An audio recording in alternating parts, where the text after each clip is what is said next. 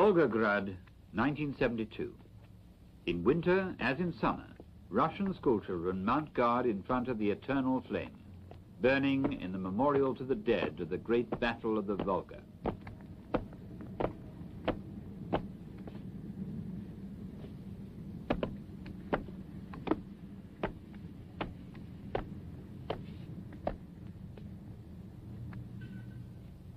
"30 years previously, Volgograd was called Stalingrad. 30 years ago, other children, German children, wished their Führer a happy birthday.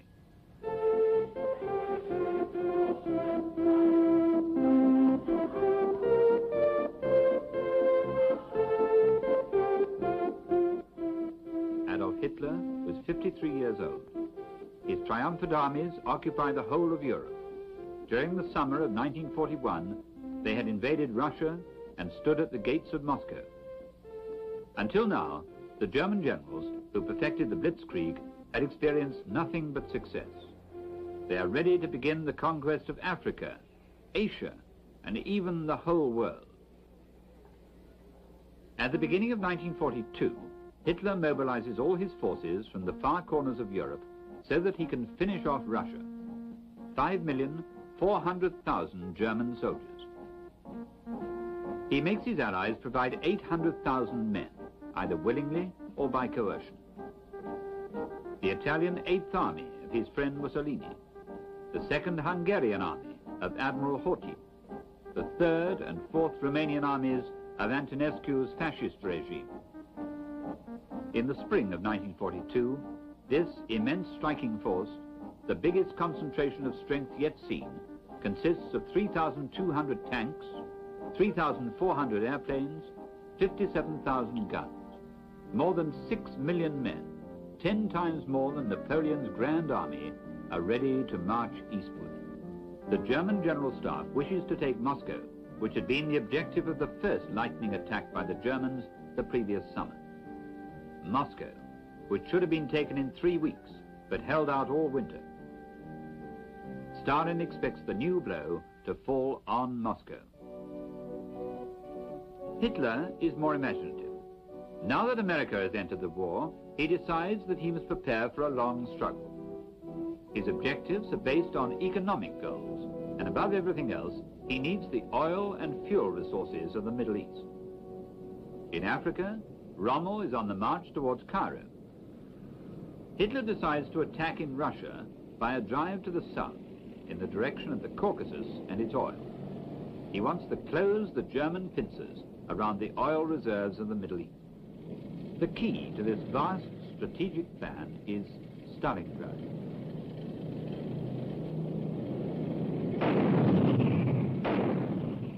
On the 28th of June, 1942, General von Bock, with 89 divisions, of which 9 are armored, attacks along a front of 250 miles. From positions around Kursk and Kharkov, the German armies go forward, rolling up the desperate but inadequate Russian defenses. Within a few days, the Germans advance nearly 100 miles and take thousands of Russian prisoners. The Soviet High Command, who had feared that Moscow was the objective, now has to rapidly change its plans, and Stalin orders reinforcements to be sent south to Voronezh, the nearest town in the line of the German advance. Arriving in haste, the Russian General Golikov attempts to stem the advance with his tanks.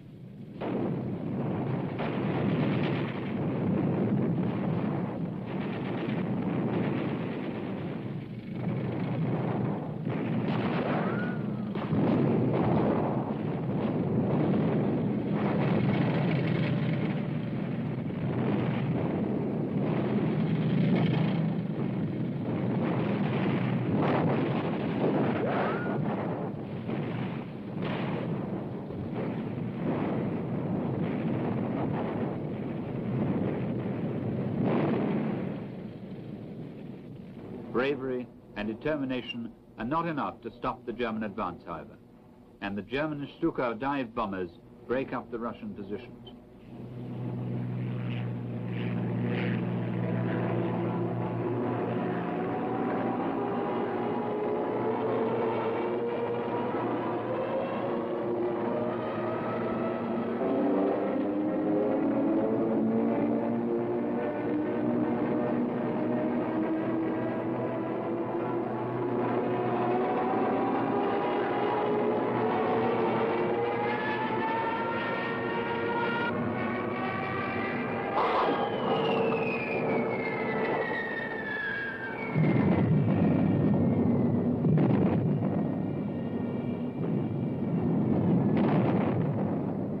German armoured columns press on, covering great distances without meeting any serious opposition.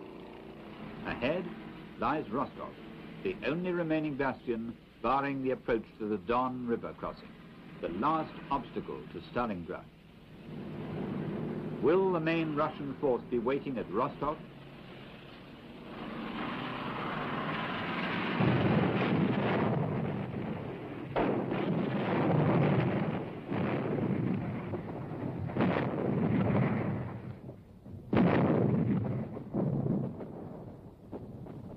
As it turned out, the city was defended only by its garrison, which fought a bitter rearguard action. Other Russian forces retreated to the east in a desperate flight to avoid being caught in a huge battle of encirclement.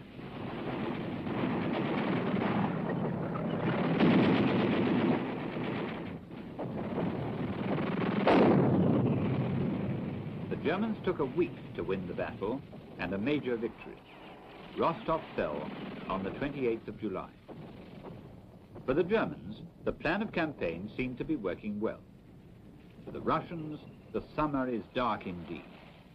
A summer of huge defeats at Kharkov, at Sevastopol, at Rostov. A continuing series of military disasters. In 1 month, the German Wehrmacht has penetrated over 200 miles into the heart of Russia. The road ahead seems open. However, when the armies of von Bock arrive on the banks of the Don, the High Command is uneasy. Where are the bulk of the Soviet forces? On the far side of the river, long columns of refugees flee towards the east. Obeying an ancient instinct, the Russian people make a wasteland of the country into which the German forces will advance. The civilian population abandons farms, villages, and towns.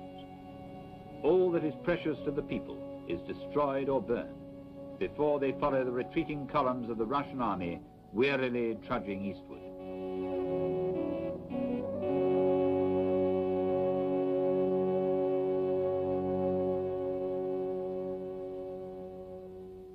Hitler, always impatient, arrives in Vinnytsia in the Ukraine to personally direct the military operations. If the rank and file greet him with enthusiasm, it's not the case with the generals of the High Command, who resent his intervention.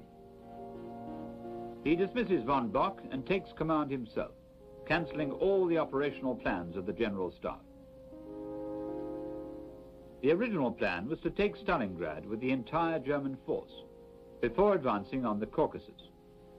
Hitler now decides to do both simultaneously, and on July the 23rd, 1942, he splits his forces, sending half his army towards Stalingrad and the other half into the Caucasus.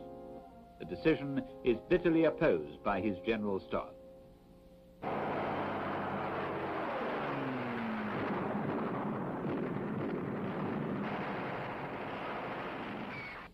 The German armies set out in an irresistible flood towards the Caucasus, across the vast Don plain and into the rivers of the Kuban and the Terek. As the German formations advanced deep into the hot and sandy wastes of the Kalmyk steppes, the proud armoured columns soon looked more like a horde of migrating Tartars. Waterholes become more important than achieving military victories. While half his attacking force is wandering about the Caucasus, Hitler launches the 6th Army under General Paulus on the main objectives, Stalingrad and the Volga. Stalingrad, which extends some 30 miles along the western banks of the Volga, the biggest river in Europe. Once named Tsaritsyn, the local museum recalls that in 1919 it had been defended against the White armies by a young Georgian revolutionary, Joseph Stalin. Stalingrad, whose factories were like industrial cathedrals dedicated to the revolution, and whose names recalled the past, barricades, Red October. Giant factories had been built which supplied most of the agricultural tractors used in Russia, and now built tanks for the armored divisions of the Red Army. This was the place that Stalin chose to stop Hitler's might. On the 30th of July, he issues an order of the day not one step back. He nominates 2 men to the Defense Committee of Stalingrad. One, a soldier, General Yeremenko, the other, a political commissar, Nikita Khrushchev. Khrushchev immediately makes known the wishes of Stalin. Soviet soldiers must show an iron discipline with nerves of steel. Those are the conditions of victory and the slogan of the Russian spirit. Each man must be prepared to die like a hero. General Yeremenko is 39 years old and Stalin's favorite fighting man. He is given 4 days to gather the retreating Russian forces and to organize the defense of the southwestern front. Fortifications must be created at once. Here was the large Russian force which the German High Command had been seeking.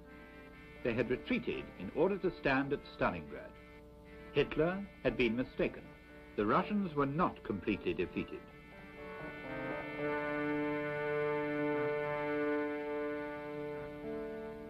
The Germans draw ever closer. General Paulus and his 6th Army have crossed the Don and pressed forward towards Stalingrad. The German advance runs into the first Russian lines of defense around Kalat, and a bitter battle rages as the Russians desperately resist the armored and infantry assaults of the 6th German Army, Hitler's chosen force.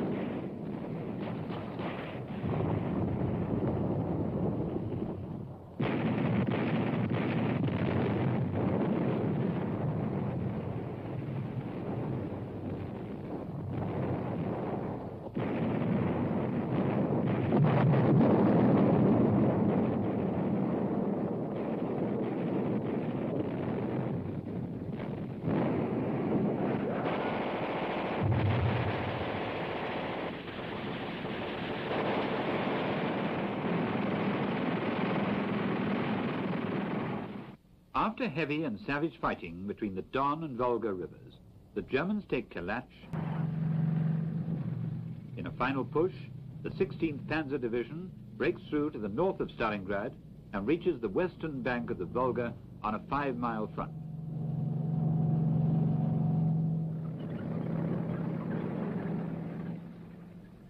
Churchill rushes to Moscow to give Stalin his assurance of support. He's accompanied by President Roosevelt's representative, Averell Harriman. Will the Russians be able to hold? The Americans and British ask themselves. When will they open their second front? Foreign Minister Molotov asks himself. Churchill, who also had to fight alone in 1940, understands better than most the agony of the Russian situation. Unfortunately, all that he can bring with him at the moment are words. Fortunately, he understands the use of words. Whatever our suffering, whatever our toils, we will continue hand in hand like comrades and brothers until every vestige of the Nazi regime has been beaten into the ground. The Russians had hoped for more.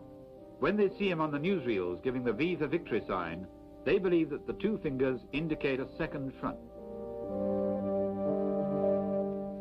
The Americans and the British promise to send large shipments of material, planes, trucks and jeeps. But Stalin knows now that at Stalingrad, the Russian army will be all alone to carry the full weight of the German war machine.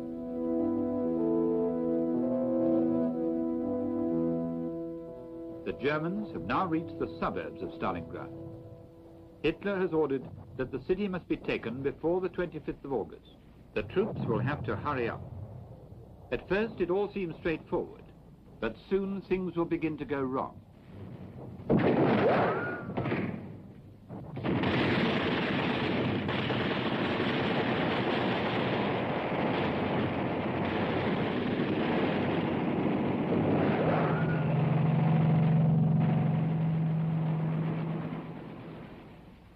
The day of the Blitzkrieg is over. Stalingrad is practically encircled, but Stalingrad fights on.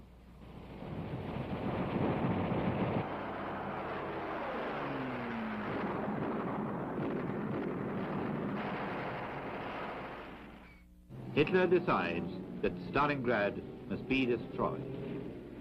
On the 23rd of August, 1942, 600 bombers of the 4th Air Fleet, commanded by General von Richthofen, are ordered to wipe out the city.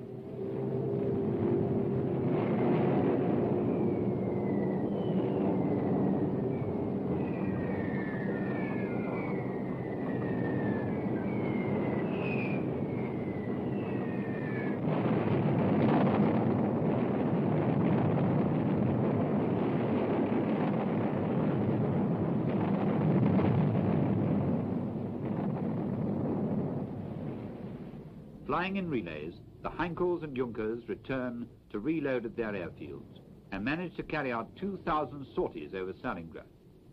Thousands of tons of bombs fall all over the city. They leave 30 miles of ruins and 40,000 victims.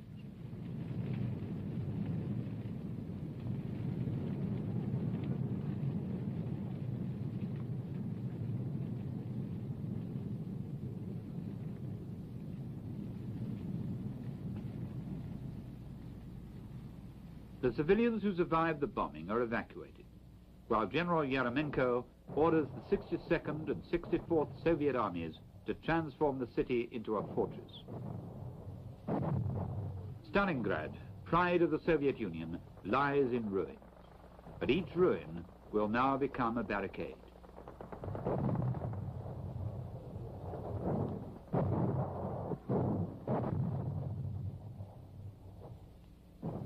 In some parts of the city, the chimneys are all that are left of the wooden houses that were destroyed by fire during the bombings. At the beginning of September, General Paulus hurls the German 6th Army into the final attack on the city. German General Staff believes that Stalingrad, which has been pulverized by bombing, will fall as easily as a ripe fruit. The expected victory harvest is delayed, however.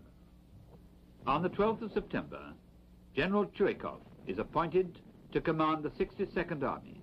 He is 42 years old and promises to save Stalingrad or die with his men. His first priority is to bring reinforcements into the city from across the river. Under German artillery fire, the Russian naval units of the Volga manage to keep a lifeline open and are sometimes able to land men and material to reinforce the depleted garrison troops.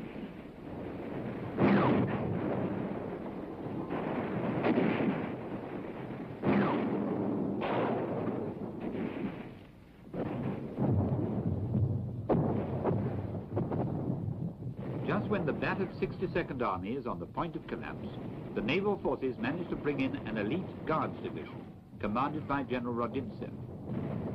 It's the 14th of September. 1 week later, the Rodintsev division is still fighting in the center of the city and entrenched around the railway station, but its strength is down to 80 men. Only the tremendous Russian artillery barrage, firing support from the east bank of the Volga, manages to hold the Germans back.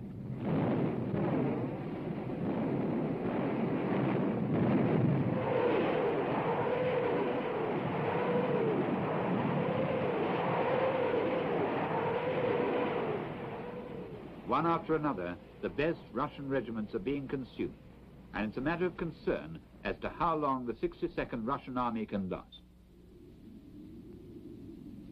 The highest point in the city is the Mamayev Hill. 300 feet high, it looks out over the valley of the Volga and dominates the city. General Chuikov has set up his command post here. The Mamayev Hill is the scene of some of the heaviest fighting of a 2-month battle and changes hands several times.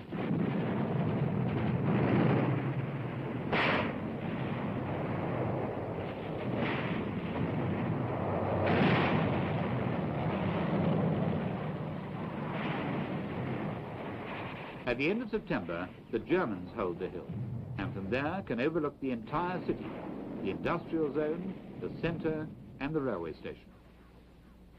They now know that they will have to take Stalingrad street by street. In the event, it takes 2 divisions and 5 days of fighting with cold steel to capture the railway station, which had been defended by the last survivors of a Guards unit and the parachute troops of Colonel Yadi.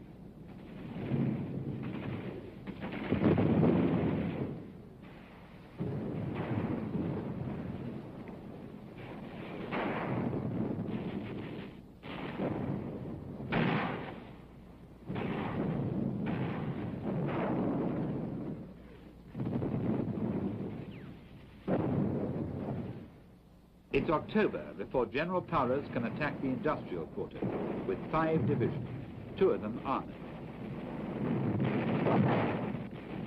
In the wreckage of the tractor factory, the Russian workers turn out tanks until the very last moment.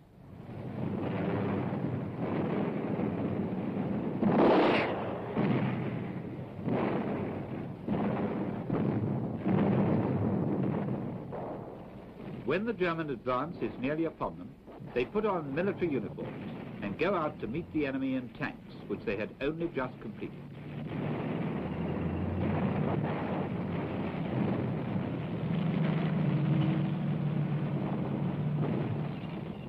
General Paulus throws all his reserves into the battle, 7 divisions.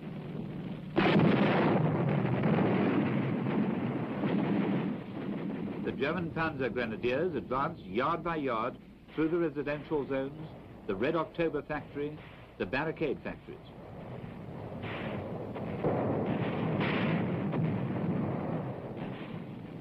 Constantly, the Russian troops counterattack, the crack guard units, the Siberian soldiers of General Batyuk.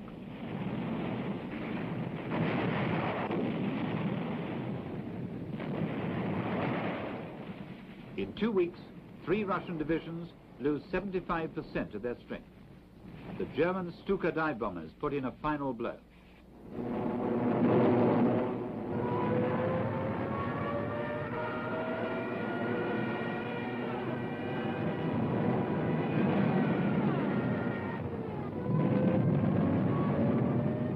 On the banks of the Volga, the last gasoline stores of the Russian army are destroyed, and a sea of fire sweeps over the shelter of General Chuikov, who continues to issue orders from his command post. At the end of October, the Germans occupy the last factories. The dead Russian soldiers and workmen had kept their promise. They had not retreated. General Paulus tells Hitler that the Sixth Army holds Stalingrad, or at least 90% of it. They raise the German flag in the center of the town. They have reached the west bank of the Volga. Hitler is exultant. He strikes a medal to commemorate the victory. Throughout Europe, he posts notices of the latest German triumph. On the 9th of November in Munich, he makes a long speech announcing the good news. Vor allem aber, Sie kämpfen immer am gleichen Platz. Hier und da sagen Sie dann bescheiden, nach 14 Tagen, wir haben eine Stadt evakuiert. Aber im Allgemeinen kämpfen Sie seit dem 22. Juni am gleichen Platz, immer erfolgreich. Immer werden wir zurückgeschlagen und sind bei diesem fortgesetzten Zurückschlagen jetzt langsam bis zum Kaukasus gekommen.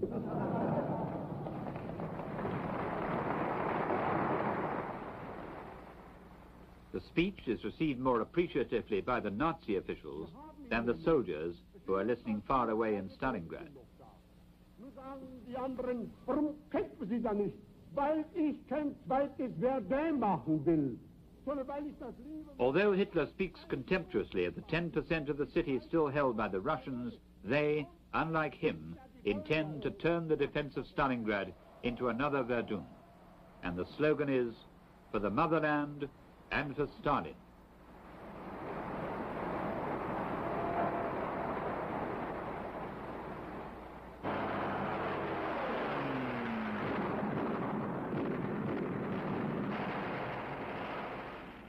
The supply line to the beleaguered Russian forces is now only a trickle. The German artillery prevents groups of more than 10 or 20 men crossing the Volga under cover of darkness.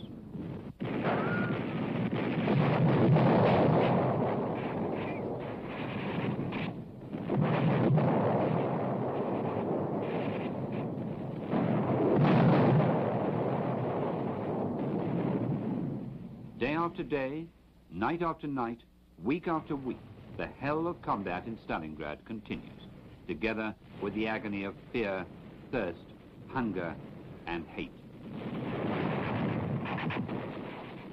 The savage fighting that dragged on endlessly became a test of human endurance for both the forces involved. There was no place for great tactical maneuvers. The war was reduced to the defense of a cellar or a wall, with the enemy only a few yards away. Day and night, the hand-to-hand fighting never gave the soldiers the chance to pull out for a rest. General Chuikov issued an order to his snipers that each German soldier must be made to feel that he was always in the sights of a Russian rifle. The Germans, past masters of the rapid attack and technical breakthrough, found that fighting in the ruins of a large city had lost them most of their advantage, especially if the defenders were prepared to die rather than give up.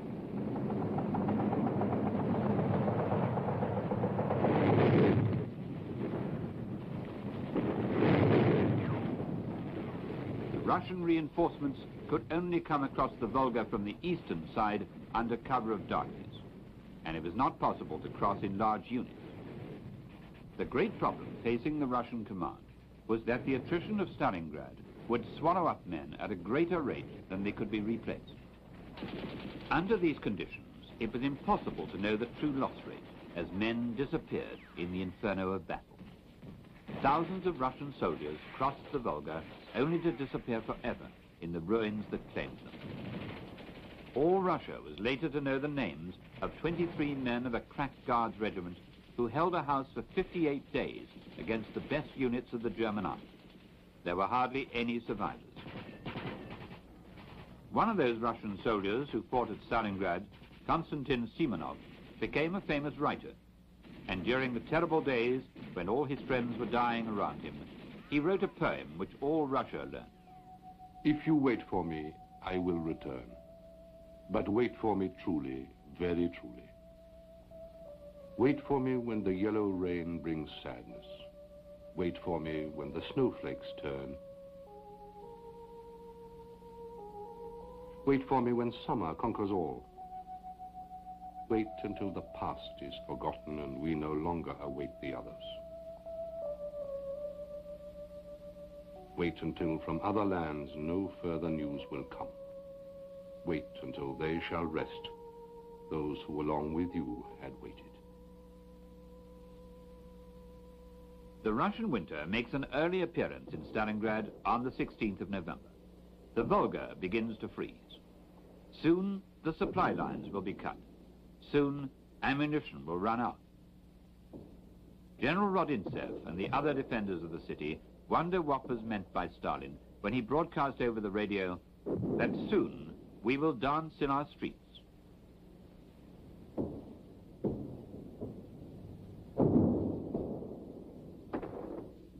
The reason for Stalin's cryptic statement was that he had secretly ordered General Zhukov, the savior of Moscow and Leningrad, to attempt to save Stalingrad. Продумав контрнаступательную операцию, After carefully analyzing the situation, we put the following plans forward for Stalin's consideration.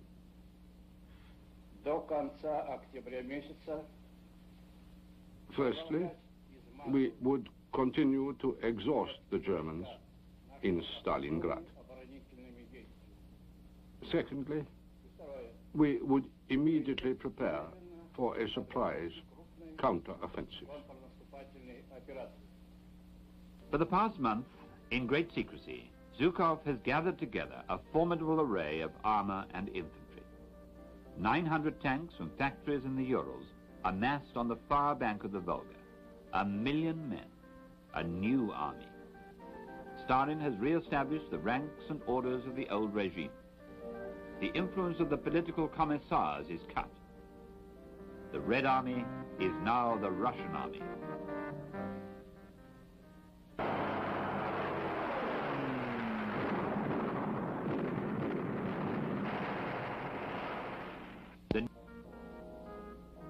The surprise is total.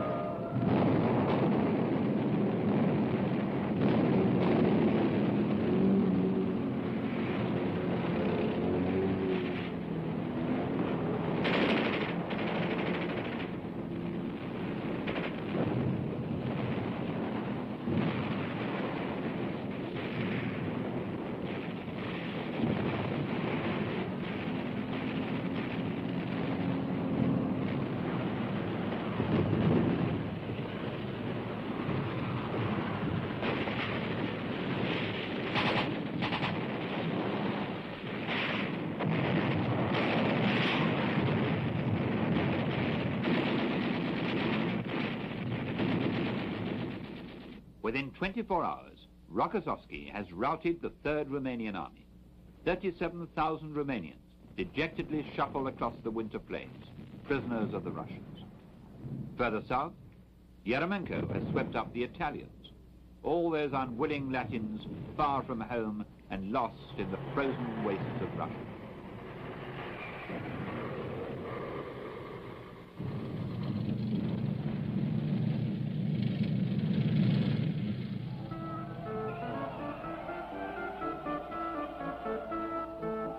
On the 22nd of November, in the region of Kalach, the Russian armies of the Don and the Volga meet up and close the ring around the Germans.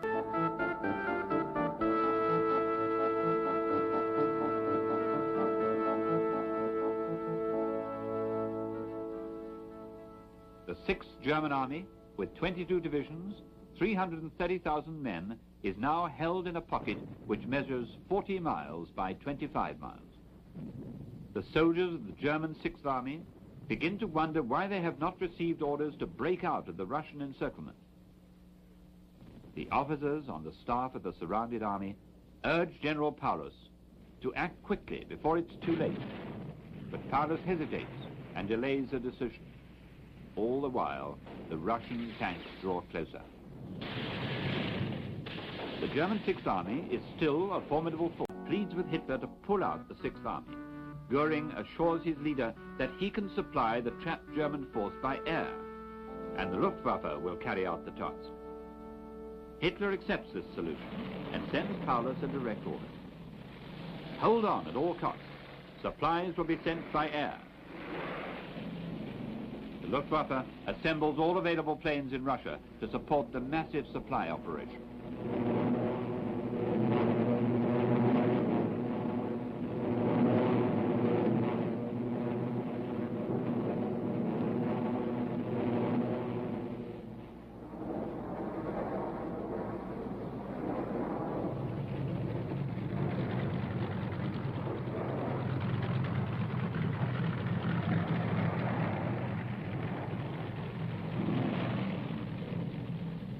The 6th Army requires 600 tons of rations and ammunition daily. Goering has no doubts. I guarantee it, he promises. Very soon, it becomes evident that he cannot keep such a promise. The Russian anti-aircraft batteries are too numerous and accurate.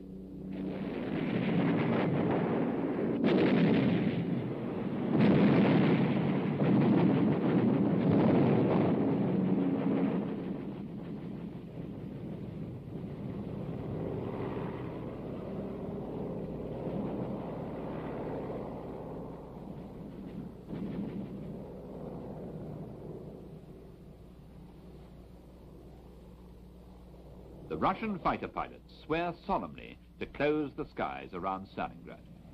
The oath echoes across the frozen fields of Russia. Родина! Родина! Товарищ Сталин! Товарищ Сталин! Клянемся еще зорче! Клянемся еще зорче! Нести!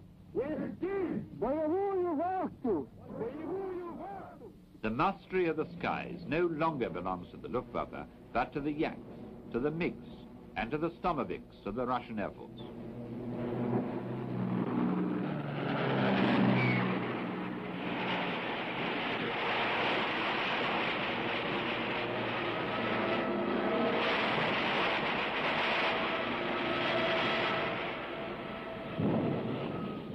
In spite of the losses, in spite of the cold, which freezes the hands of the mechanics and ices up the engines, the Luftwaffe tries to the very limit to get through to the 6th Army and evacuate the wounded.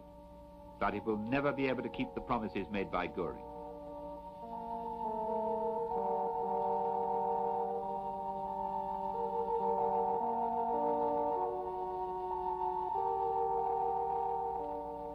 Cut off from vital supplies, the German troops are reduced to 2 ounces of bread and less than an ounce of fat a day. The wounded can no longer be evacuated.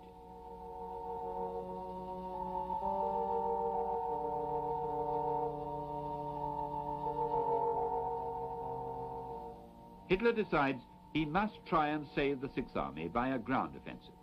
Field Marshal von Manstein, coming up from the Caucasus, receives an order to go to the rescue of Paulus, now isolated behind the new front line.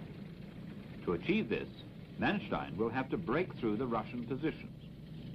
The plan is to drive through the encircling Russian forces and enable Paulus to begin a breakout from his side. On the 12th of December, attacking with several hundred tanks, Manstein opens a corridor through the Russian front. On the 19th of December, the leading troops of Manstein's army are only 24 miles from the trapped Sixth Army. Manstein will never get any further towards the city. Why didn't Paulus attempt to break out and join the relieving German forces? He is indecisive. The Sixth Army is short of fuel. It has 8,000 wounded, men who cannot be moved. The troops are exhausted. Paulus's hesitation has cost him his last chance of retreat.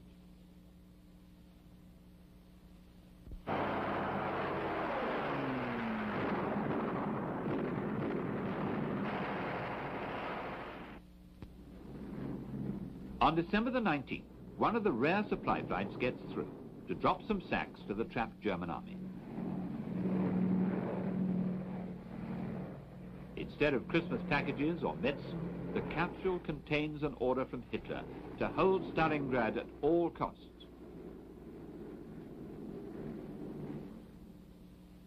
On the 1st of January 1943, it's minus 25 degrees. On the 5th of January, minus 30 degrees.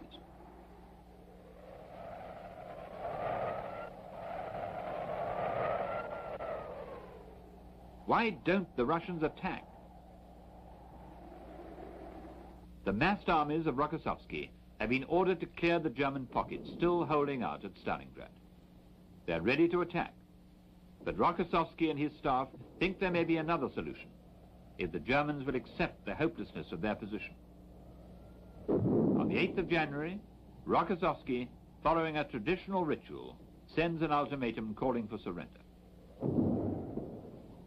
To the officers, other ranks, and soldiers of the German army who surrender, we guarantee their lives and safety, and after the war, a return to Germany or any country of their choice. Otherwise, the German forces now surrounded will be wiped out. Once more, Hitler sends a radio message: "It is forbidden to surrender." The ultimatum is rejected. On the 10th of January at 8 o'clock in the morning, 7,000 Russian guns open the attack.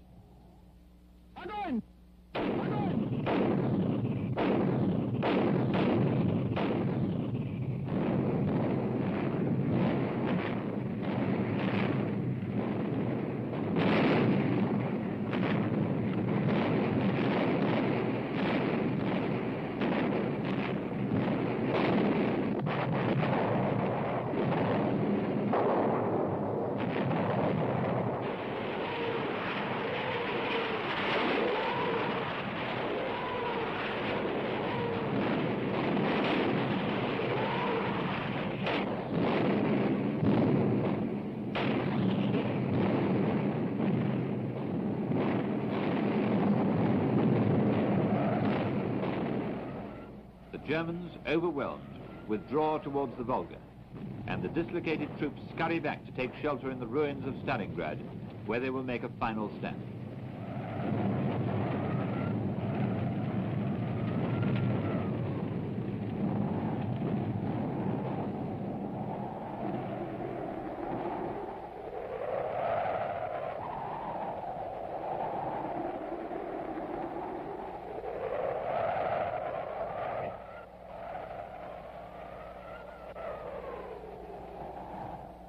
Although worn down and exhausted, the German Sixth Army resists the pressure of 7 Russian armies who launched the final assault on the 17th of January.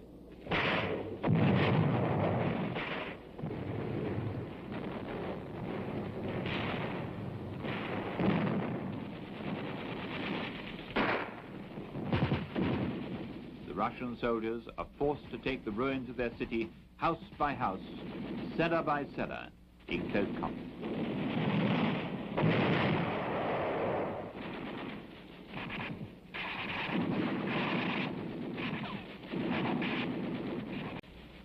The Mamayev Hill must be retaken. The central railway station must be taken.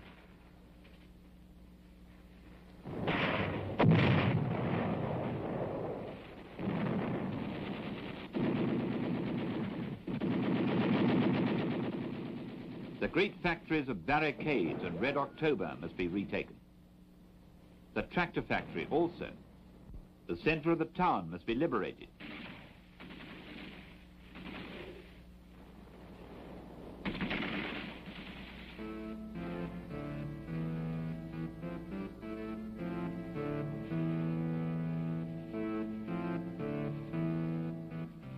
Finally, the red flag once more shows its colors over the recaptured city. In clearing the cellars of the Uniwehrmacht department, first field marshal to be taken prisoner.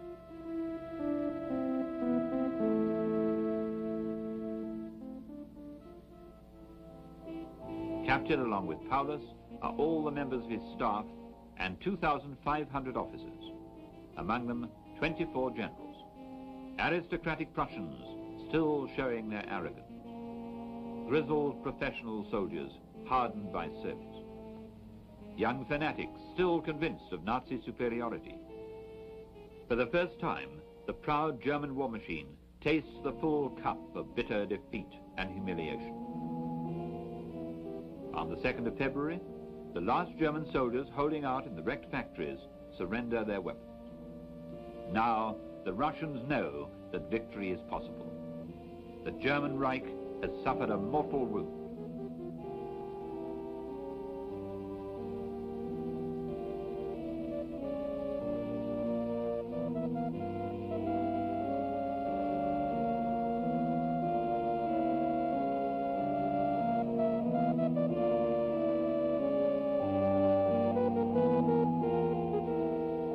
The Germans have lost 200,000 men killed in action or dead from wounds, hunger and cold. Only 91,000 prisoners are left to march away.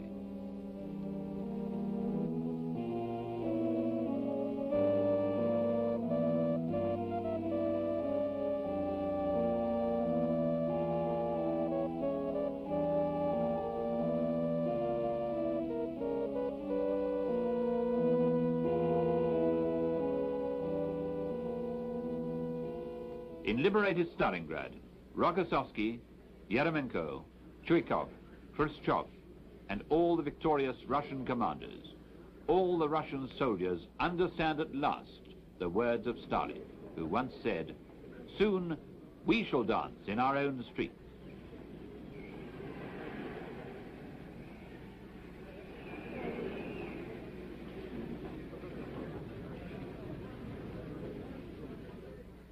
"30 years later, on the Mamayev Hill, a huge monument has been erected in keeping with the immense sacrifice made by the defenders of Stalingrad so long ago.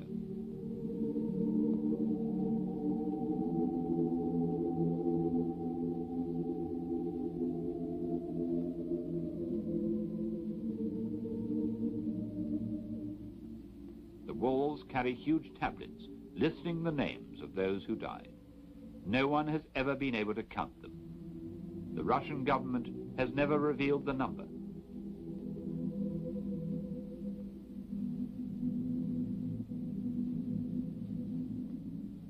This gigantic monument stands for them all.